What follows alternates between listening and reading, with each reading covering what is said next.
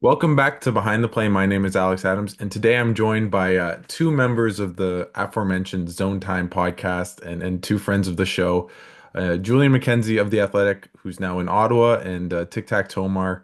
Um, uh, Thanks so much, guys, for coming on. But I think I'm just basically saying this before we started that I'm just going to reenact Zone Time. So I'm going to give you guys, well, what's it like just to see each other on the same side of the kind of camera for the first time in a long time? Do you want to go first, Julian?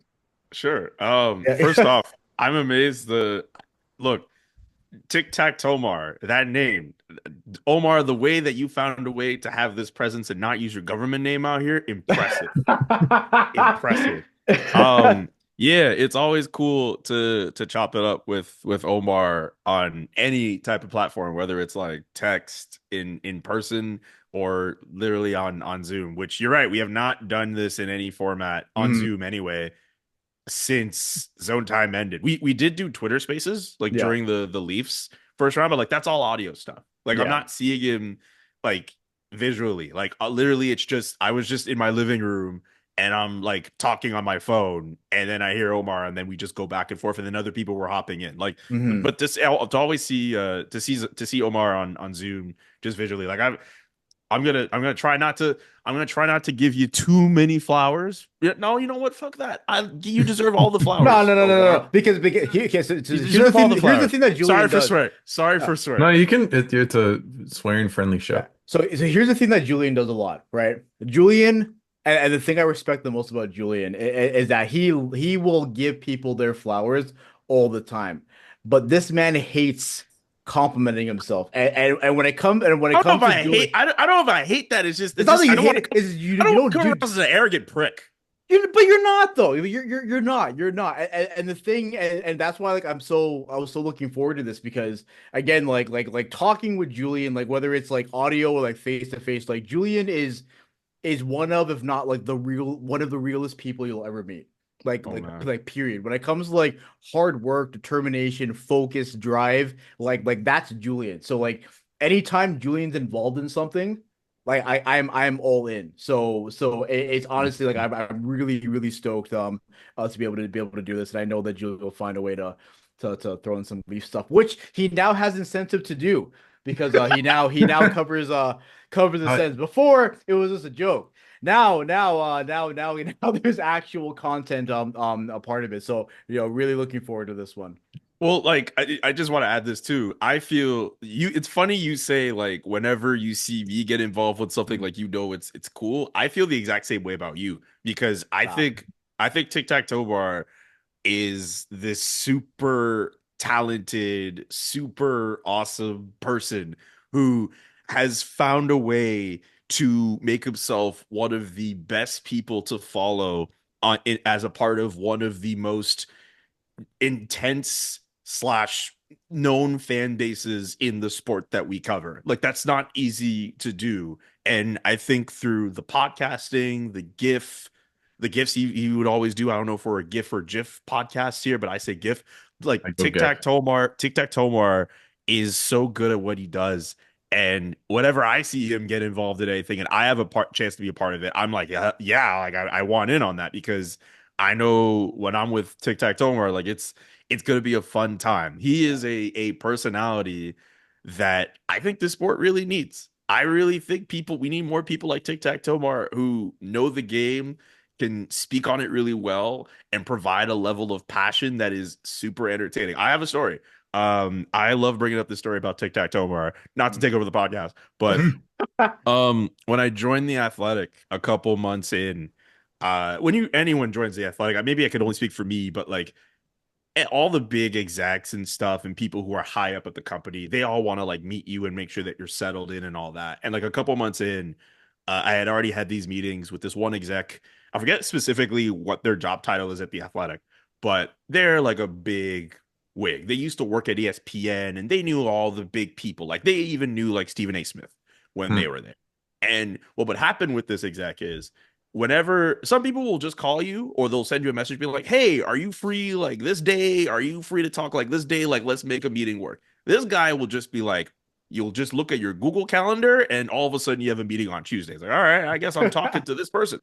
And there was a day where he was like, "Hey, I know you're interested in doing all these different things." He's saying this to me, like, "Send me all of your clippings and video stuff that you do." And I was like, "You know what? I'm going to send you like all my writing, all the video stuff, all the podcast stuff." And the next time after that I spoke to the exec, he's like, "Hey, I was looking at one of the clips you sent me, and I know you're in there, but there's another brother on the episode who's also in there, and he's really good."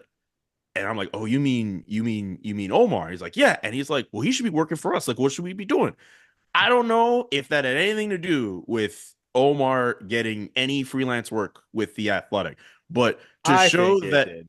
I don't know, but like I think the fact that there are people out there in the sports world who recognize Tic Tac Tomar's talent, and it goes beyond the Zone Time group chat. It goes beyond Leafs Twitter. There are people out there who, if they are more exposed to Omar, this brother, if he really wanted to, he could make himself a name in this industry. I understand why, you just stick to the lane that you're in, and that's cool too. But I believe in Omar enough where if he really wanted to go all in on covering hockey or just covering sports, period, like you can't go wrong. Anyway, I've been talking for like 5-10 minutes about my brother and my friend, but I think I it's well appreciate you, deserved. man. I I appreciate you, man. appreciate you too. I appreciate you too. Maybe, you guys can talk about maybe the genesis of Zone Time and how you guys got to know each other because I think I tried to find some, I couldn't really I want figure to it out. know Omar's story with that because, like, Yeah. I know how I got into it. I want to know how Omar got into it. Yeah, so I got a random DM of it was kind of like it was kind of Avengers-esque where it's like, hey, we have this idea for this show where Mhm. we have different types of personalities to kind of come together and talk hockey. And they said like, hey, do you want to be a part of it? And at that point, I think this would have been the first thing like the first official thing I would have been doing I guess regularly when it come involves like audio and video. Like up until that point, people still didn't know what I look like. A lot of people were shocked when that episode came up and they're like, "You're black?" Uh it's like, yes, I am. Um so I got that DM and I was like, yeah, for sure. At this point, I got like a couple of names who I knew were involved. So like, they said that, Julian, Rahef, Sam Chang, Avery Lewis McDougal, Julian McKenzie was being involved. And I was like, yeah, because at that point I didn't know Julian personally, but I knew like of his stuff and of his work. And like Avery as well, Sam as well. So these are all people I just knew like from like Twitter and stuff, but like didn't know personally. And then once we had that first episode where, and I think in our first season, the episodes were only like 10 minutes Yep. which I don't know how we did it. I genuinely don't know how we were able to do it in 10 minutes. But again, like the gel of the show was Julian. Like when it came down to like the topics, getting us started, making sure like everyone had appropriate time to speak. I think that's really, really important as well. Because I always used to think that when you have like these large podcast groups, there's always like people who talk and then some people who kind of get like I guess left on the side and they don't talk as much. But like the thing I respected the most about Julian on it, and especially in that first season, was that he ensured everyone had like their moment, like they're kind of like their 1 or 2 minutes about a particular thing, and then from there, it continued. And then I want to say it was the 3-1 collapse It was the 3-1 three collapse. one collapse where I think we had one of our first episodes that were longer, like 30 minutes or 40 minutes, and then Yep. Julian had the idea of like, hey, why don't we just make this longer like all the time? And then we got to the point where like every episode was around like 30, 40 minutes. And I think at that point, then we kind of started to have more time to kind of bring in our personalities a little bit more and have more fun. It wasn't just like this is this point or this is that point. So yeah, it all started with the DM. It all started with the DM and a dream.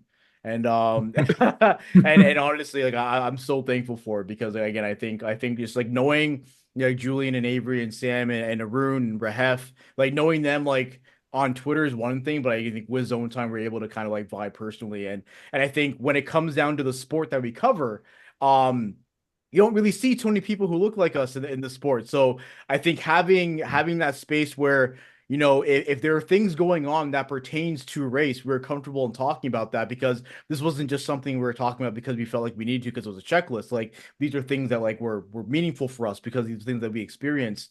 And I think, I like that we had the opportunity to do that and that we didn't shy away from like those quote unquote serious or heavy topics, Mm. just because it was like, oh, we want to lighten things up. It's like, no, this thing is happening. We're going to talk about it. So like I will truly and forever be thankful for Zone Time, what we're able to do.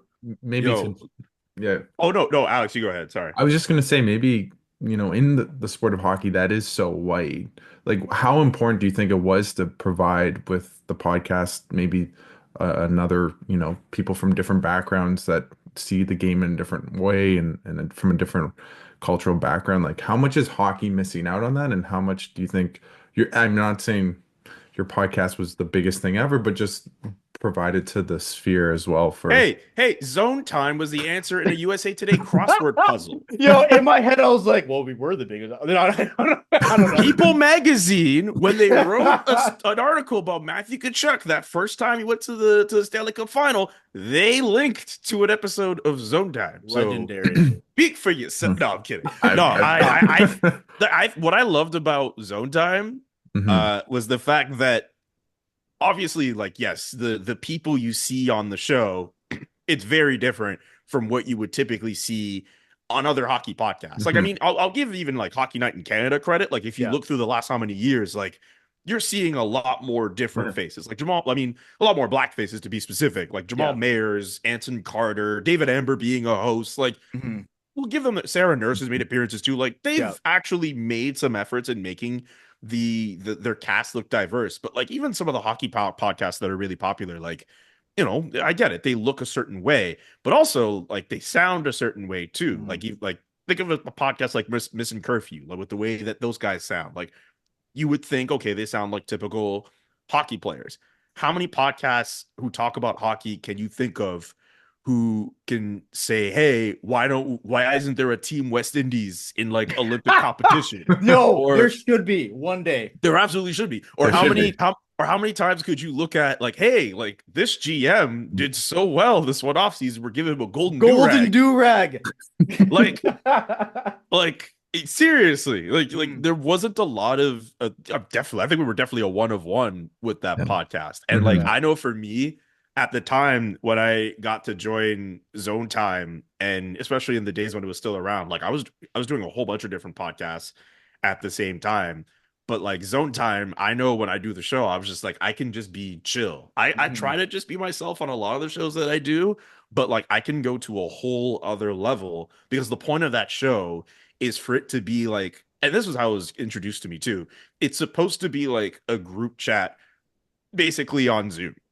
Like the point isn't for the show to be this like super uptight, stoic, super news kind of show. Like I even like CJ show, like I know it's been me and CJ been a lot more relaxed over the last 7 years as we've gotten to know each other, but like what you get on CJ show and the content you get there, I know I act differently versus being on with Omar and Avery and Sam and Rahef and everyone else who's been on that show. Like I know when I got introduced to the concept, Dan Toman, who used to be in charge of Yahoo Sports Mhm. Canada, we actually like he had been trying to get me to work for them for years, and basically like an opportunity would come and I'm like, like I think this is it, but like I would pull out the last second with something. And like I want to say maybe like a month before the podcast even got going or a couple weeks before, he was just like, hey, I have an idea and I want you to host it. And I'm like, yeah, this sounds like a cool idea. And he brought up all these different people like Omar and Sam, who like I knew about like in some way, like I had seen them online. Omar specifically, it would be kind of cool because like I would randomly like look for different like Canadians articles, and then I would see like who's this like Omar guy writing about the Canadians for Fansided. I'm like, who's this guy? Good Oh, times. his profile picture, like, oh, he's black. Like, oh, there's Mhm. another one of us writing about the Mhm. Canadians, and then to be like, oh, wait a minute, like you're that guy. It's like, wow, like you do podcasts. Like it was a really cool moment, like a real cool full Mhm. circle moment. And then like that Mhm. first episode, it was me, Rahef, Sam, and Omar. We were like, okay, like this is a cool concept. And then like they introduced the idea that like, okay, it's gonna be more of a rotational cast and there are other people who are getting into it.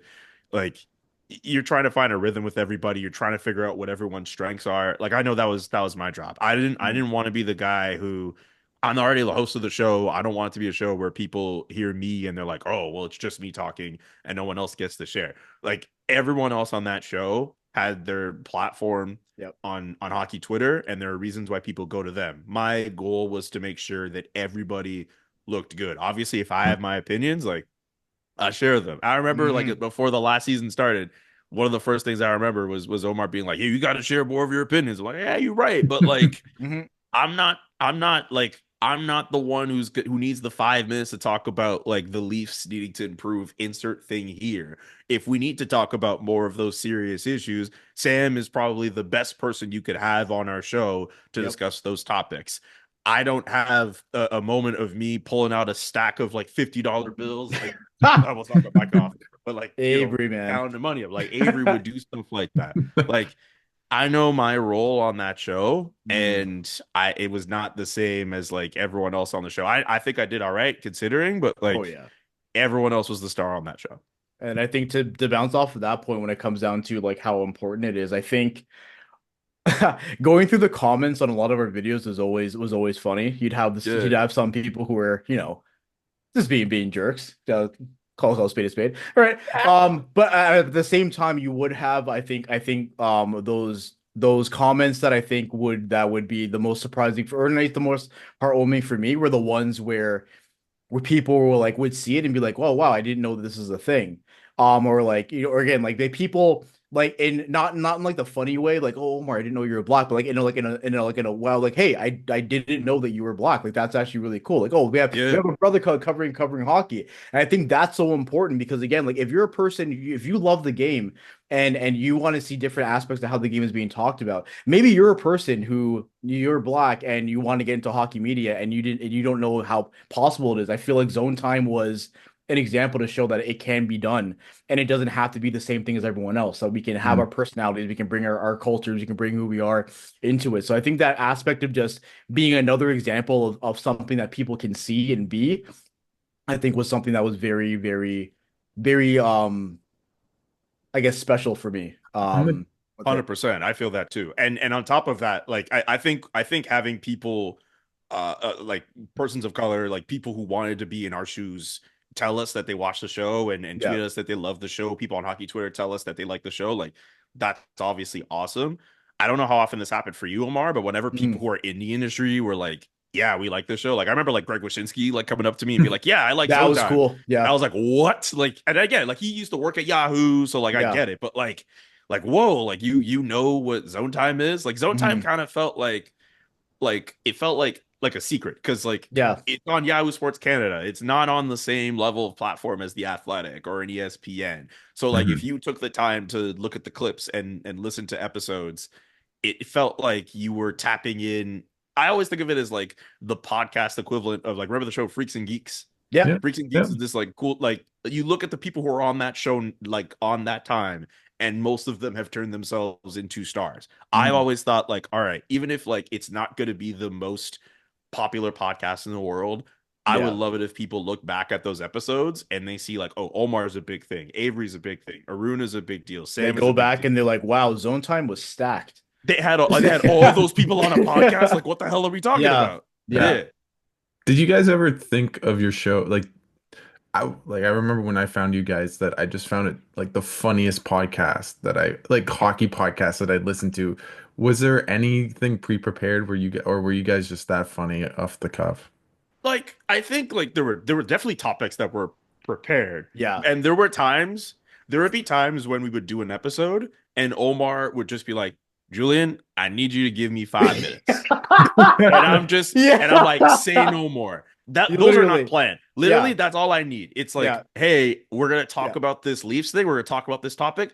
I Yeah. need 5 minutes. And then I'm Or like, yeah, or like there would be a horrible Leafs game, and then Julian in the group chat would just be like, "Omar, are you okay?" And I would just be like, "I need 5 minutes that's it. on the next episode," and then you just be like, "Omar, go," and then Just it go. slowly became a thing where like afterwards, Julian would just like sit back, everyone else would be like on like with popcorn, yeah, Avery Oh would like man. go and grab something, and it like became a thing. So like yeah, like we had topics that were planned, but like when it comes down to like a lot of I don't know, high energy stuff. Like it was just like off the cuff and just reading people. And again, like Julian, again, I can't speak enough about how Julian like knows us because like Julian would do things and he would say things and he would know how to like get me going rant wise. And then Yes, I would have like the best content. Like after like I think in our after our second year of Zone Time, like I had my own thing on Yahoo called In the Mentions. In the great Mentions show. would not have been a thing without Julian because I think they saw that like the rants could be content wise like pretty good in that regard.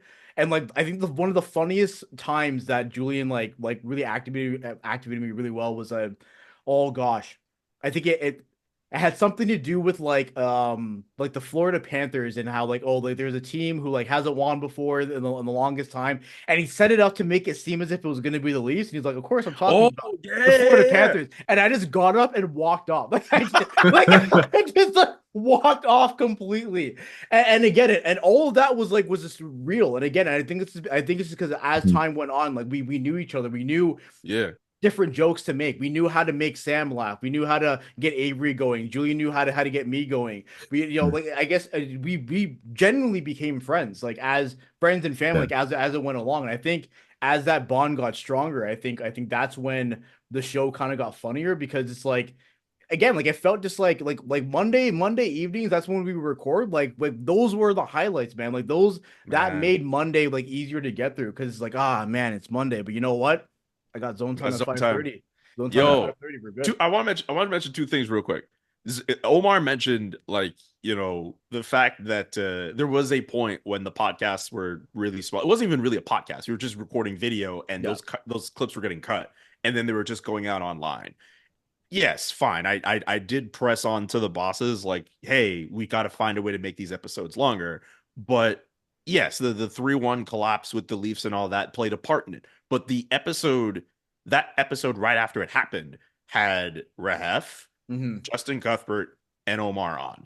Like Cuthbert obviously being around the team, covering like I always think of Justin Cuthbert as like Yahoo Sports' like equivalent of like Jonathan Tays. Like he's like their captain series. He's like their Hmm. first line center Yeah. who like especially for hockey content, like everything flows through him. Hmm. And I'll mention him in the second point I want to make later.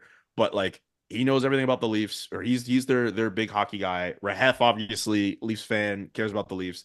Omar, we already know about Omar. And like in a moment like that, where the Leafs should have won this series, everything should have gone their way. There was no way that episode was just going to be 5-10 minutes. There was just, it turned Hmm. into like a therapy session. And like Tuff was a lot more stoic in that because that's who he is. But Hmm. Rahef and Omar, like they were upset. They were like, how is this team just gonna continue to run it back?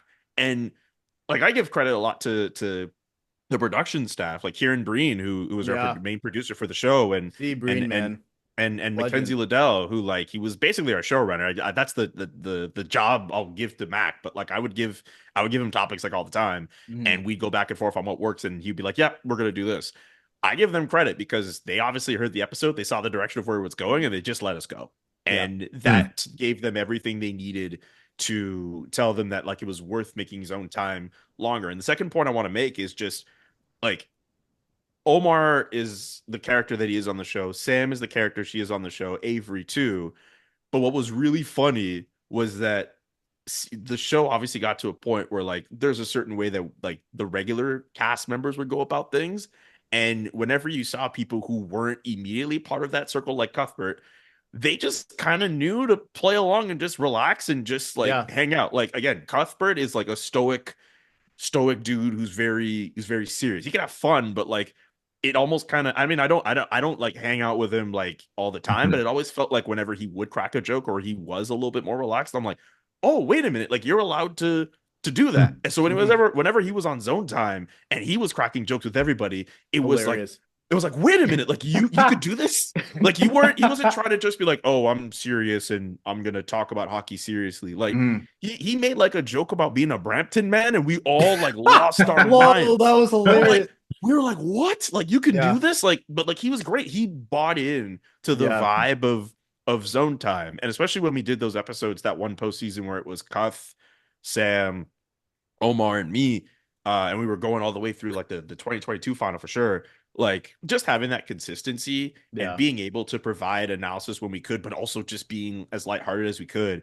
Those were some really good episodes where you were able to yeah. get the best of both worlds on that. And I just really thought it was cool that whether it was Cuth or Nick Ashburn who came in or other Mm, people who joined in at different points too, like Hmm. people got the idea that like ZoneTime is a spot where you could just hang out and just be chill yeah. and you don't have to just be this super serious person on camera. I'm gonna try to switch gears a little bit, but it's Mm. Go still for gonna it. we're gonna bring some spice to it. So, because now Julian, you are at with covering the Senators, and obviously Yeah. Omar is a Leafs fan. So the question is, who is the better team? Is it the Ottawa Senators or is it the Toronto Maple Leafs? Both teams are both 500 as we are recording this tonight. So I think I'm going to let Omar take the reins to begin with because I think he has some thoughts. Can I have some clarifying questions before we begin? Sure. Hmm. Are we talking about on paper or on the ice? Yeah. On the ice. On the ice. Okay. Like So who? on the ice, I will still say the Leafs. That being said, the so okay. So that record that you read out is haunting to me. And I don't know who had the tweet, but I think it was like I'm pretty sure it was Pierre LeBrun actually, who Yeah. said that there are like many teams in the East, in the Atlantic Six of them. specifically, Six Six. of six of them. them who have the same record. And the fact that the Leafs are part of that is disgusting to me. Not in a good way. It's awful because the games that they have lost, it's not like, oh, you know what? It was a hard fought battle, and but they lost the game. No, they are gifting teams these wins. Hey, you want 2 points? Here you go. You want to win? Here you go. Now, in a general sense, that would be frustrating, right? The reason why it's pissing me off is that I I thought I thought things would be different. And granted, yes, we're only 10 games into the season, but I thought there'd be a change. You know, yeah, you'd lose, but then after the bad loss against who was it? I think it was against LA. They're saying the right things. You know what? Like, hey, we have to respond. We have to play well, right? So I'm like, okay, game against St. Louis, Craig Berube's favorite former team, Joseph Wall's first game of the season. Yeah. So I'm like, oh, they're getting about to bang and crash. It's going to be Monday all over again when they beat Tampa 5-1. And I don't know what that was. So they lost again, a bad loss, giving away things, defensive mistakes, which is again hilarious to me because I was told that the focus this year was going to be defense, right? So they lose the game again. Hey, well we're gonna have another game. We have to respond. We have to play well. We have to do better. Cool. And then they lose again in the same way. And it's like, This is exactly how Omar would have done if we were this is a and I ZoneTime don't, show, and by the it's way. like, This is I don't, exactly how it would go. and the thing now, and the reason why I'm starting to get kind of angry about it is that Craig Berube is wearing Sheldon Keefe stuff. And I was in denial. I was like, nah, he's different. But there's too much Sheldon Keefe that I'm hearing in these quotes, and it's starting to eat away at me. It's really starting to eat away at me. Oh, well, we played well. We played well. We're not getting the chance. We're not getting the bounces. We made some mistakes. Okay.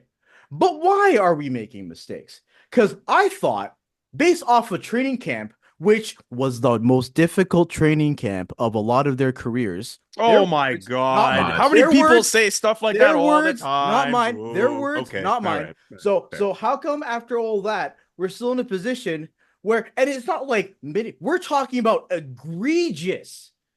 We're talking about a person having the time to do a full breakdance in front of the net and then score. We're talking about a person who throws on an invisibility cloak and chills in front of the net and scores. So, are the Leafs better than the Sens?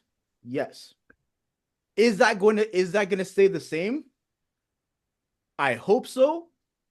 But the Leafs obviously they have They have the talent, they have the skill. I still think the blue line is better. I think goaltending has been a huge improvement. I don't think there are any games that you can fully look and say the goalie left them out to dry, whereas last year we can do that. But they're getting to a point now where like the we need to do this, we need to do this isn't going to do enough unless there are the results. So that's my long way of saying the Leafs are better, but with an asterisk. They have to. What's really, Alex, let me show you something cool. You want to see something cool? yeah.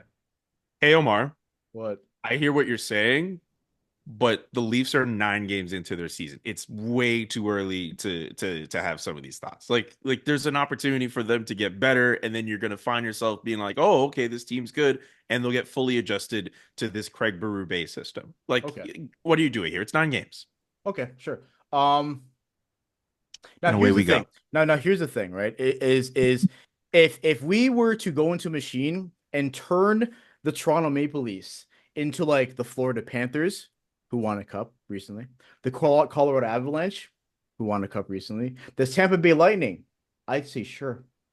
But for a team who needs to prove and show how they can play at a particular level, especially with the new coach, it's just not enough. It's not enough at all. And I'm not taking that. I know there's some people who are like, oh, it's so easy. I don't care. I don't care that it's early. I don't.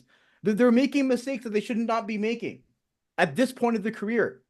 So no, I'm not taking that stance. I'm not. And I know some people are like, oh, you're being too hard on them. Like they're lost to the Rangers.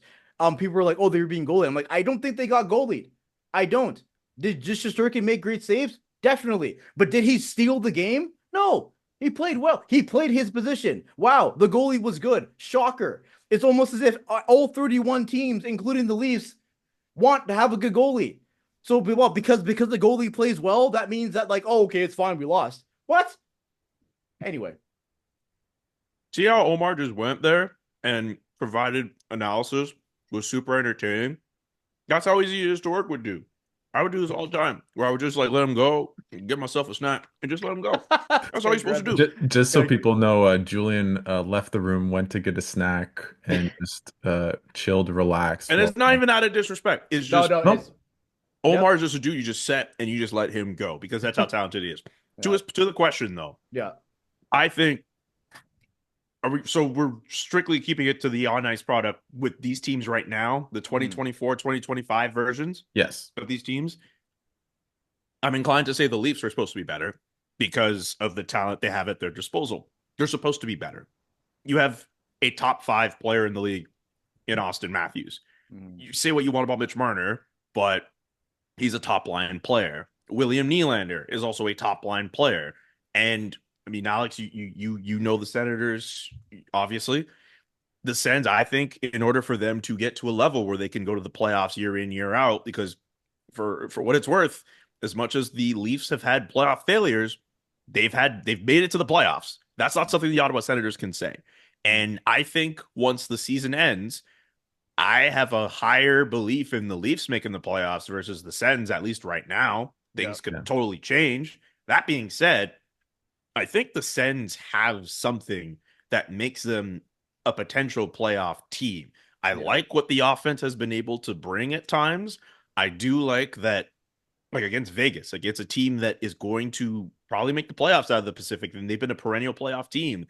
They not only did they hang in there, they actually took it to them for 80% of the game, which was a noticeable change from some of the other games they've had against Tampa Bay, against Florida, where they went out to really strong leads and they were kind of fighting for their life like the second half of those games. I think the Sens, at least up front, have a team that like should be able to make the playoffs if they just find a way to play consistently and put teams away. I just have questions about their defense. And right now, as we're recording, I have questions about their goaltending. I think that Linus Ullmark signing into that extension is the right move. I think he's very much a number one option that this team should be able to rely on. But we have only seen him play 3 games and 5 minutes in total of what we saw. The weirdest thing imaginable of him getting. Did you see this game, Omar, at Senators Colorado on Sunday? Yep. You saw him entering the game and then coming back out in the entry. I'd never seen anything like that before in my life. And as far as I'm concerned, especially for a market that has been very anxious about goaltending as long as they have, I don't know about you. If I'm the Senators, I'm not happy about the fact that like that happened. I mean, it's Yeah. a freak thing, but like, dude, Linus Allmark was out with a strain. We don't know specifically what type of strain it was, but like your first action back is you coming onto the ice. Sorry, he did play a full game, which wasn't that good, and he took responsibility for it. And then the very next time he's out there, he's sitting cold, and then has to go out there and extend himself to make saves. I do not like that for Linus Allmark, especially again for a team that is starved for good goaltending. So anyway, that's a long-winded way of saying the Leafs look better right now. I think the Senators might not be that far off from being a playoff team and maybe getting to the level where the Leafs are at. The Leafs, I mean, with the talent that they've accumulated in the playoff experience they've accumulated, I get it. Like they need to improve on that. But I also think if these two teams ended up in a playoff series,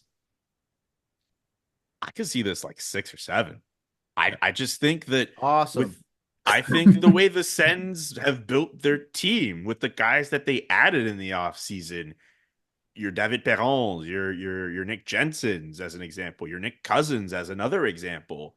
Brady Tkachuk plays a style that should work in the playoffs. He goes to the hard areas. He goes in front of the net. Like Mhm. they Oh, engineered a team that if in theory, if you put them in a playoff series, they might not win it, but like they have guys who know Claude Giroux. I didn't even mention Claude Giroux, who's been Yeah. playing really well to start off this season. The Yep. Sens, I don't think this is like a if it gets to that point, I would love a Leafs Sens series. This is Yeah. not gonna be a 4 game series. This is gonna go the distance because I think Yeah. the Sens, the way that they play with pace and with guys who are able to go in those hard to reach areas, they're going to give themselves a chance, but Mhm. you need guys who can get you to the playoffs. And I think the Sens need to get guys who can get them to the playoffs, particularly on defense. Yeah. with, If the Sens are a team that like gets in at like the last week of the season, I don't want them in the first round. No, Like I completely I would understand that. yeah, like they are like not just like the Leafs. I'm saying like in a general sense. Like I think you have a team who again who have actively been wanting to make the playoffs for I'd say the last like 4 or 5 years. Like if you're being like 7 years, honest, it's a 7 year yeah, playoff drought, but you're right. yeah. yeah. They But have like been yeah, but rebuilding. like you have yeah, You're right. like you yeah, but as far as like we're going the season, like we want to make it like the last like 100%. say 4 years. So if they are like kind of having like a up and down like regular season and they catch fire in like March, April and then make it, that's a team I can see catching other teams off guard because again of the way that they play and the players that they have.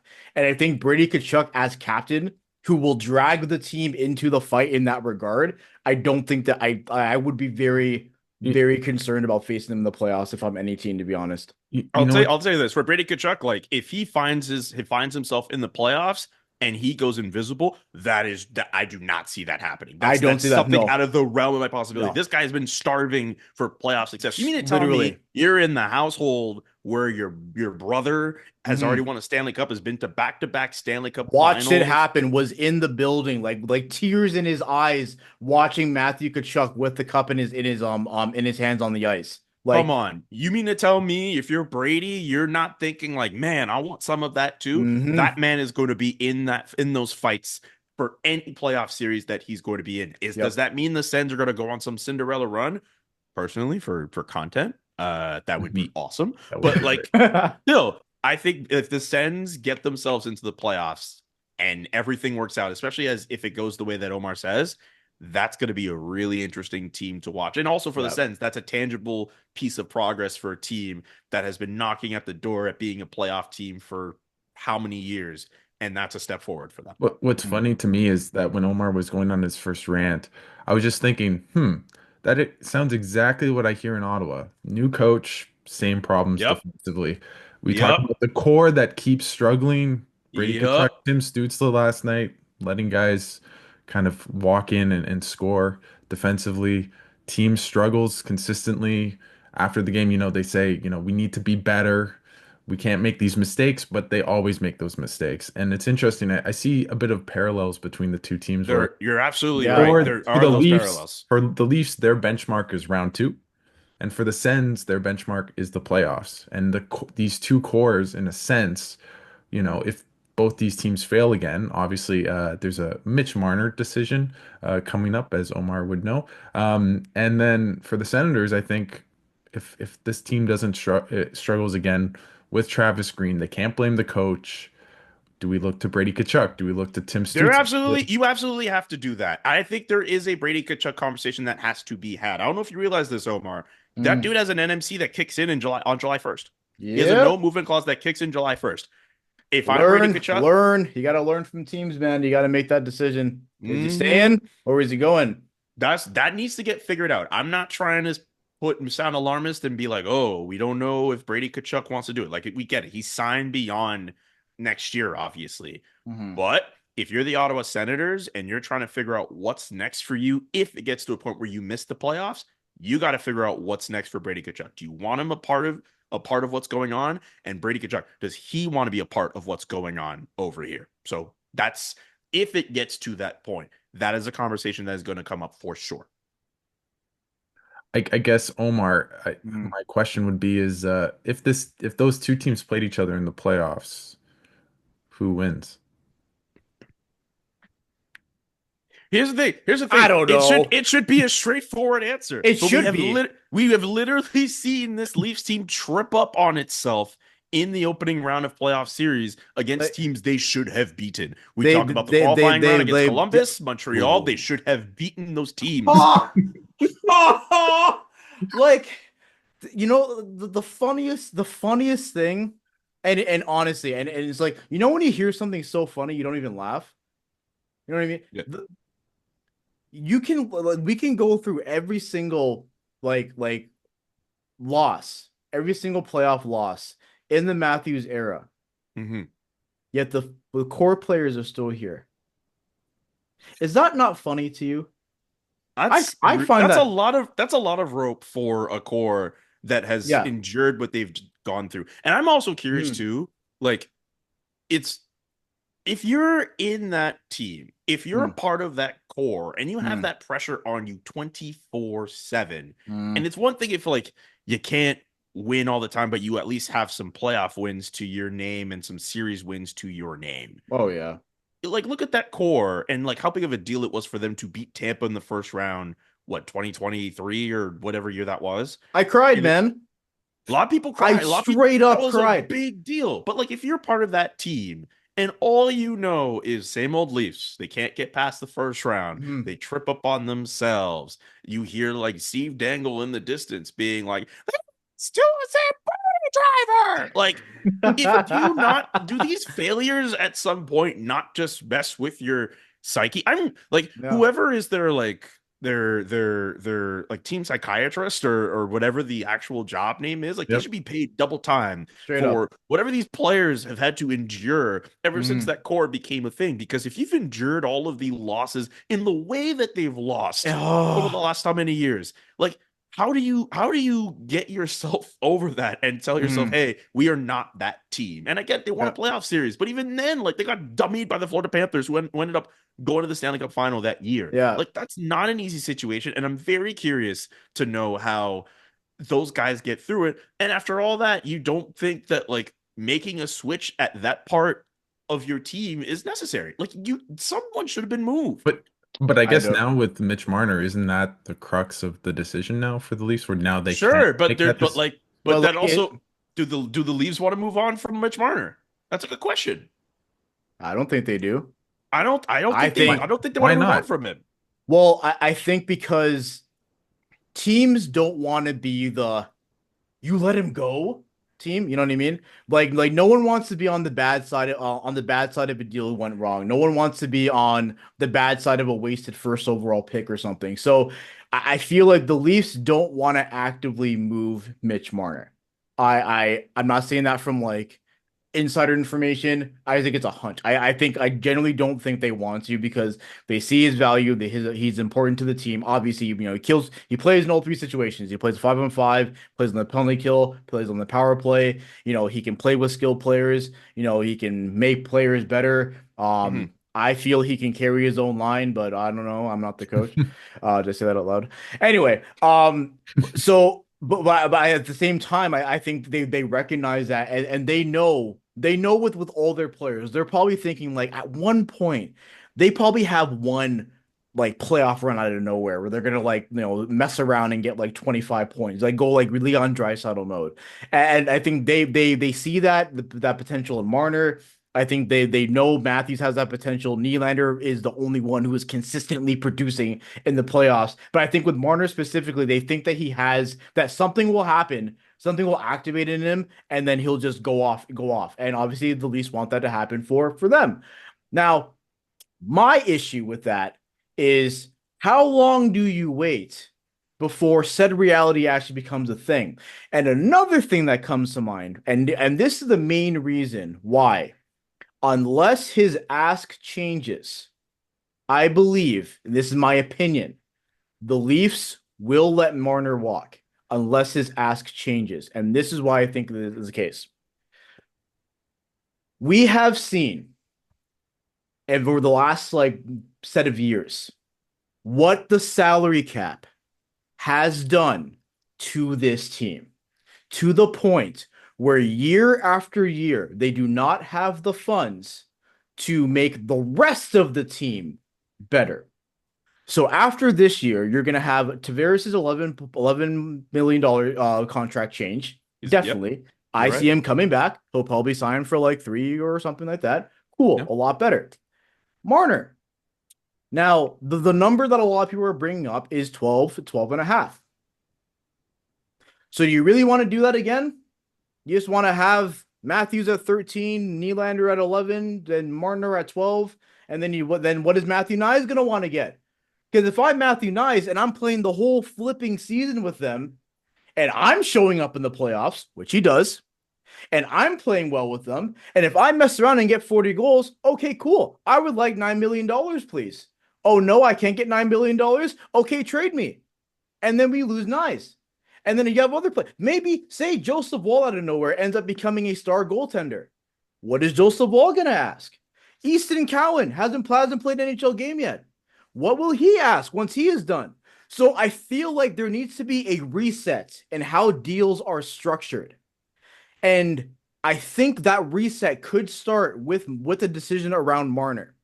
Not because of him as a player. I know a lot of the fan base is like, oh, he's a bum. I'm not talking about that. He is not a Yeah. bad player.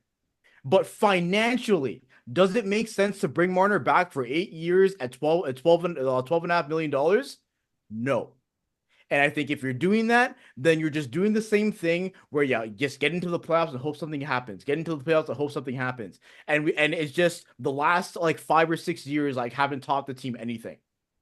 And I don't think that's going to happen because a certain person in the front office is also needs a new deal. And his Hmm. name is Brendan Shanahan. Now, do I think Brendan Shanahan is going to get an extension? I don't know. If you asked I'd me be that five, surprised. if you asked me that 5 years ago, I would say yes.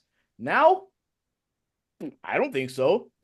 So I think that's what needs to change. And I think unless Marner changes his ask, I don't see how it works financially. And Julian, we talked about it at the end of the playoffs last year.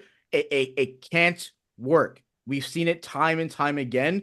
And frankly, I'm tired of wasting 10 months just to get to April and see it not work all the time. In the playoffs, there's these players who come out of nowhere and go off and have great runs. Why does that happen on the Leafs? Because they can't afford the depth.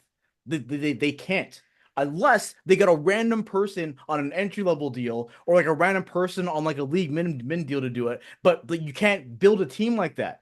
You can't build a team with your star players who don't contribute the same all the time in the most opportune times, and then bank on some random person you get at the deadline for the seventh round pick to do the heavy lifting. You can't. So that's why unless he changes his ask, I don't see him being a Leaf next year, and that's just my I opinion. I want to go one step further with that, with Mitch Mhm. Marner in his situation. A guy who, in spite of all of his playoff failures, still one of the more productive guys, at least in the regular season, Definitely. or this team, makes the salary that he makes. While I understand that if you get that contract off the books and you let him test free agency and you don't bring him back, that does bring you some salary cap relief where you can allot that salary to other players and maybe find someone else to take that. That's still a failure in my mind if you let him go I agree. because you will have let him go for nothing. I agree. And one thing that should have happened with this core is Yep. that someone off that core should have been moved for a piece that would have helped, or pieces that And would have helped them in the long term. And if you're the Toronto Maple Leafs and you find yourself in a position where you're trying to make the playoffs, how do you justify, unless the deal is insane where you get Mhm. yourself pieces you absolutely need, how do you justify trading Mitch Marner ahead of the trade deadline? And then at the end of the year, you let Mitch Marner go for nothing. That's not a win. That's not Mhm. something you want. Like that does not help your team in that scenario. Like fine, again, you may have more money to clear it and maybe that's just all you want, but like if I'm the Toronto Maple Leafs, you've seen all these other teams be able to put together these productive built up rosters where you have to start talent up front, but you have everything else behind them that makes it work. If Mitch Marner can't get you any asset, isn't that something that's ripe for criticism as well? Like, but also, Oh what do yeah. you do? What do you do? well, Yeah. Like, if It's I think that's a difficult thing to discuss. it's a yeah, don't get me wrong. If that happens, if Marner walks, it's a fail it's a It's failure. a massive It's a failure. massive failure. Like from top to bottom. But I can't see how again signing him to this huge deal and expecting a different result. I don't see how that's gonna work. mhm. So it's like do we pick the path of doing the same thing but with more money?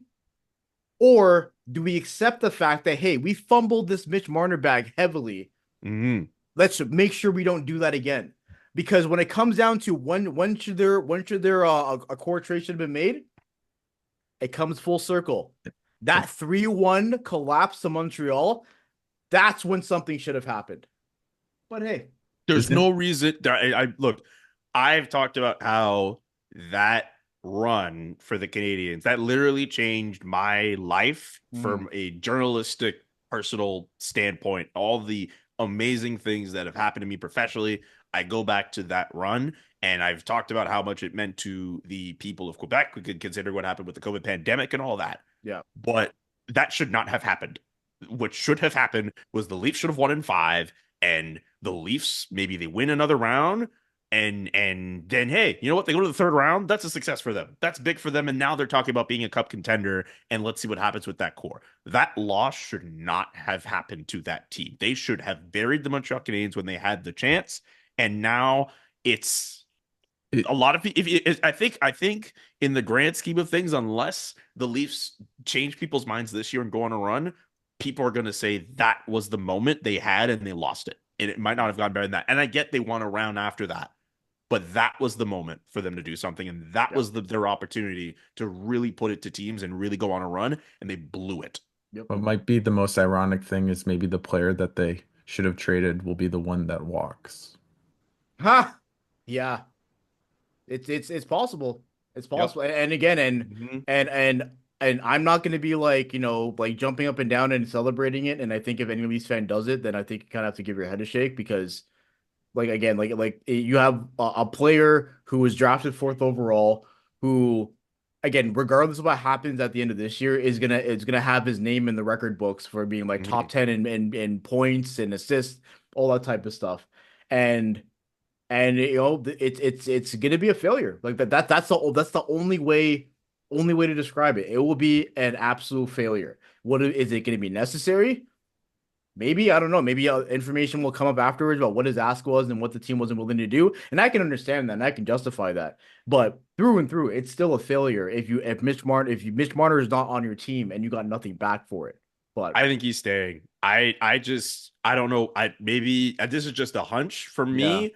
I think he's staying. I think the team and Marner's camp eventually come together on a deal. I could be wrong, and if yeah, it ends up being I end up being wrong, of course we'll all talk about it. But I yeah. think he's going to end up staying. I think they'll find a number that's appropriate because at the end That's of the just what it day, is. Yeah, like with everything that he brings to a team, like those players don't grow on trees. yeah, And especially if you're going to be in a situation where no one's going to be willing to give you a trade if you even want to explore that and you yeah, lose it for Mhm. nothing, like that does not help. You might just be in a situation where you just say, you know what, we need this player on the team. We're going to keep him.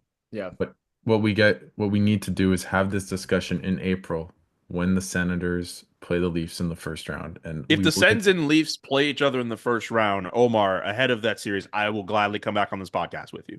Yeah, and the first thing I would be like, okay, hey Julian, let me know how the second round is.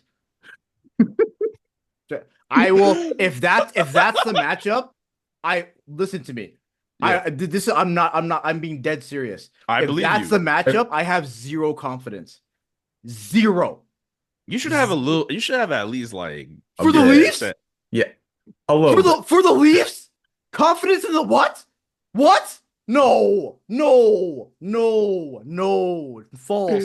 No. Negatory. I have no. The man, like honestly, who's But the don't beat worst team? yourself twice. Your brother, you can't go into these things with no confidence. If you go into these things with no confidence, you already beat yourself. Isn't that the Oh, Leafs? cool. Thank you, Alex. Thank you, Alex. You took the words right out of my mouth. Exactly. Okay, I don't know. I was being hyperbolic. I think at the time I'd be like, yeah, it'd be a great series. But believe me, Trust. they shit. If they man, like, Dog, that's yo, gonna be so fun. I oh also I want you to I would love it if I don't think it'll happen, but if you found a way to get like credentialed for that series, if it Oh, happens to the no, athletic, I'd be kicked out of the press box, man. I can't. I'd be kicked out of the press. I would be up and down, man. Like the he'd be one shaking in the press box, dude. just like Oh, oh.